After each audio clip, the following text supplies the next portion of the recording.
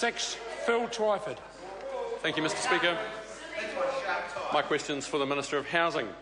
Does he stand by his statement, "My ambition in housing is to make the dream of home ownership a reality for more New Zealanders"? Mr Speaker. Honourable Dr Nick Smith. Absolutely. And that's why this government has put so much work into advancing the reforms recommended by the Productivity Commission on freeing up land supply, constraining development contributions, reducing tariffs and duties on building materials, as well as our sound economic policies that are keeping interest rates low for longer. Supplementary, Mr Speaker. Supplementary question, Phil Twyford.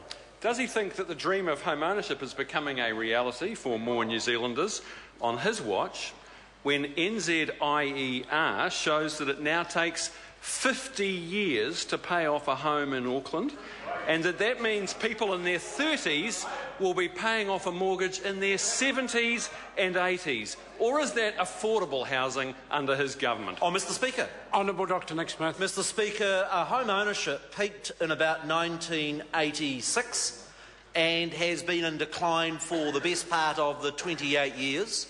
The worst decline in home ownership occurred between 2000 and 2008, when house prices doubled and interest rates went from 5% to 11%. Such long-term trends take a time to work through. We're making good progress. Supplementary question, Phil Twyford. Thank you, Mr Speaker.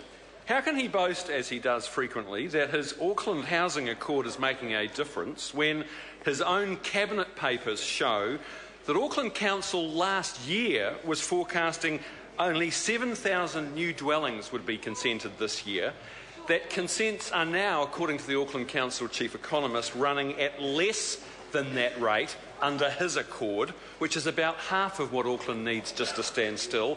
And is he surprised to learn that not a single new house has been built in his special housing areas since he announced them 14 months ago?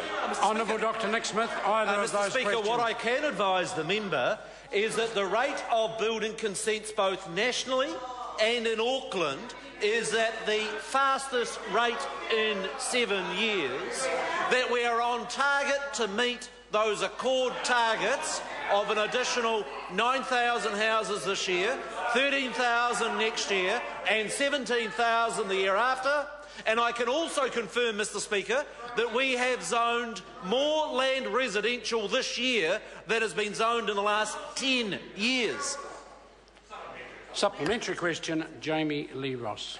How does the rate of new house builds and housing affordability today compare with that when National First became government? Mr Speaker. Honourable Dr Nick Smith. Mr Speaker, the new house build rate collapsed in 2008 to just 1,000 houses per month nationally and only 200 houses per month in Auckland.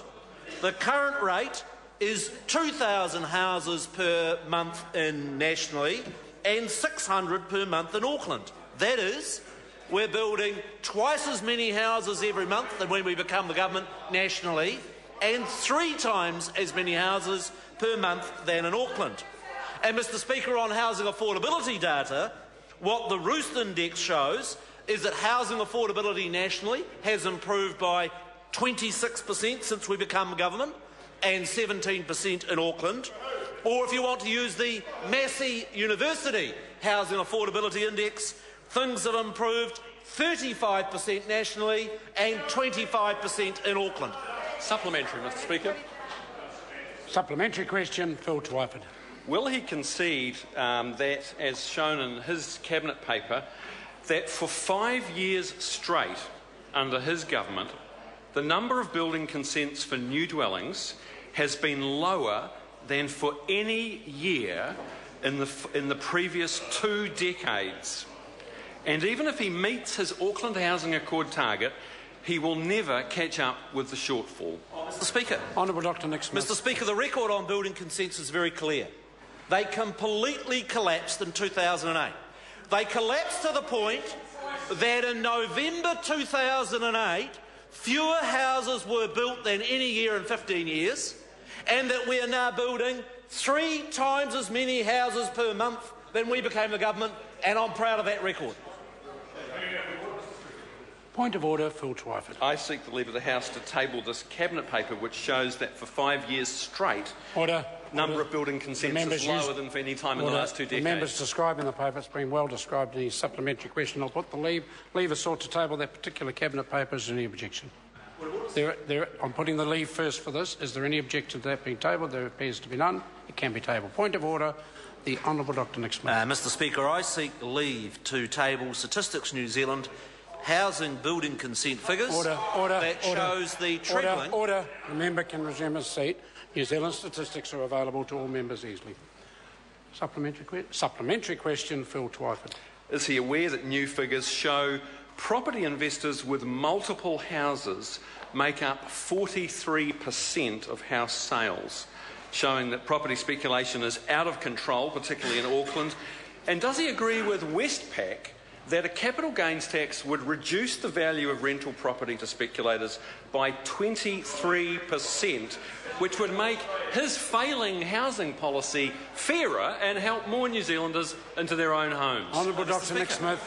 Mr Speaker, all of the advice that I've seen about a capital gains tax is it will only make any difference to the housing market if you include the 2/3 of homes that are owned by ordinary families.